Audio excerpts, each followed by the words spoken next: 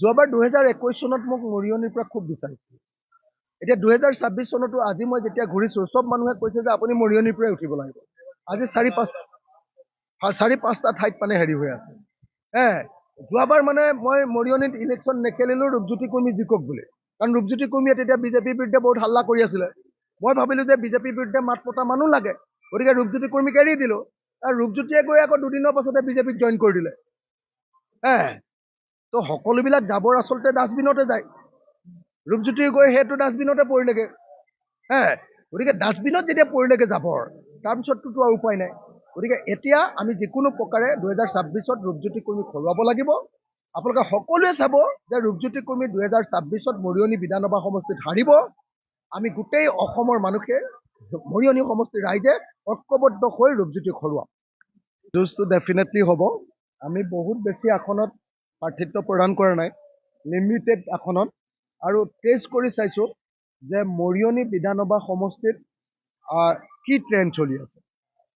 2026 চনত আমি মৰিয়নি বিধানসভা সমষ্টিত ৰূপজ্যোতি কুৰ্মীক হৰুৱাম। 2026 চনত আমি মৰিয়নি বিধানসভা সমষ্টিত বিজেপিক বিদায় দিম। তাৰ কাৰণে বিৰোধী ঐক্যমঞ্চই আমি মৰিয়নি বিধানসভা সমষ্টিত ঐক্যবদ্ধভাৱে বিজেপিৰ বিৰুদ্ধে প্ৰাৰ্থী থিয় কৰোৱাম। আৰু মৰিয়নি বিধানসভা সমষ্টিৰ ৰাইজক সদায় হাঁহিয়তাৰ পাত্ৰ কৰি ৰখা, আবুল তাবুল কথা বকি সমষ্টিটোৰ মান সন্মান খতম কৰি দিয়া। মই নিজে এজন সমষ্টিৰ বাসিন্দা হিচাপত মই স্পষ্ট ৰূপত ক'ব খুজিছোঁ যে 2026 চনত আমি বিজেপিৰ যিজন MLA ৰূপজ্যোতি কুৰ্মীক আমি পৰাজিত কৰিম। আৰু তাৰ কাৰণে অসমৰ ৰাইজক, মৰিয়নি সমষ্টিৰ ৰাইজক সাজু কৰি তুলিছোঁ। আৰু তাৰ কাৰণে তাৰ টেষ্ট হিচাপত কি পৰ্যায়ত চলি আছে, মানুহে কি ভাবি আছে, মানুহৰ লগত সংযোগ ৰচনা কৰিবৰ কাৰণে মাজে মাজে এটা দুটা পঞ্চায়তত এটা দুটা পোষ্টত আমি এবাৰ পঞ্চায়তত উঠি চাইছোঁ, টেষ্ট কৰি চাইছোঁ যে একচুৱেলি কি হৈ আছে।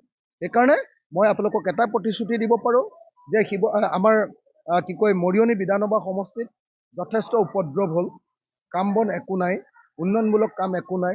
ৰোডৰ আলিটো আপোনালোকে নিজে দেখি আছে, ৰোডৰ আলিটো বিধ্বস্ত। নকছাৰীৰ পৰা, দেবেৰাৰ পৰা, চাৰিআলিৰ পৰা আমাৰ জাজি দলঙলৈকে এইডোখৰ মৰিয়নি সমষ্টিত পৰে।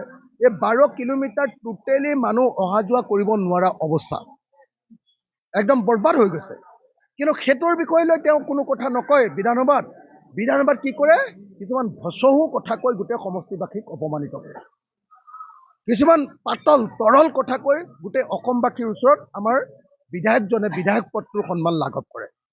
সেইকাৰণে এইবাৰ নিশ্চয় মৰিয়নিবাসী ৰাইজে সিদ্ধান্ত গ্ৰহণ কৰিব যে 2026 চনত ৰূপজ্যোতি কুৰ্মীক আমি হৰুৱাম। আৰু তাৰ কাৰণে তাৰ প্ৰথম কমাৰশালত বহাৰ আগতে জোৰশালত বহিব লাগে বুলি এটা কথা আছে। তাৰ প্ৰথম প্ৰক্ৰিয়া হিচাপত আমি এইবাৰ পঞ্চায়ত নিৰ্বাচনত অংশগ্ৰহণ কৰিম। মানে মৰিয়নি সমষ্টিত মই যদি আহোঁতো তেতিয়াহ'লে ৰূপজ্যোতি কুৰ্মীটোতো একেবাৰে উৰিয়ে যাব, আপোনালোকে সকলোৱে জানে। যদি মই আহোঁ তেতিয়াহ'লেতো ৰূপজ্যোতি কুৰ্মী ইয়াত চাগে নেখেলিবই। মইতো ভাবোঁ যে তেতিয়াহ'লে তেওঁ ইয়াৰ পৰা পলায়নেই চাগে কৰিব। কিন্তু মই আহোঁ নে নাহোঁ মই নাজানো, কাৰণ এতিয়ালৈকে শিৱসাগৰৰ ৰাইজে মোক তাৰ পৰা আহিবলৈ দিয়া নাই। আৰু শিৱসাগৰবাসীয়ে ৰাইজে মোক ইমান বিপদৰ সময়ত জিকাইছিলে। মই এতিয়া বিৰোধী দলৰ বিধায়ক হৈ আছোঁ। অহাবাৰ মই চৰকাৰী পক্ষৰ বিধায়ক হ'ম, চৰকাৰ আমি গঠন কৰিম।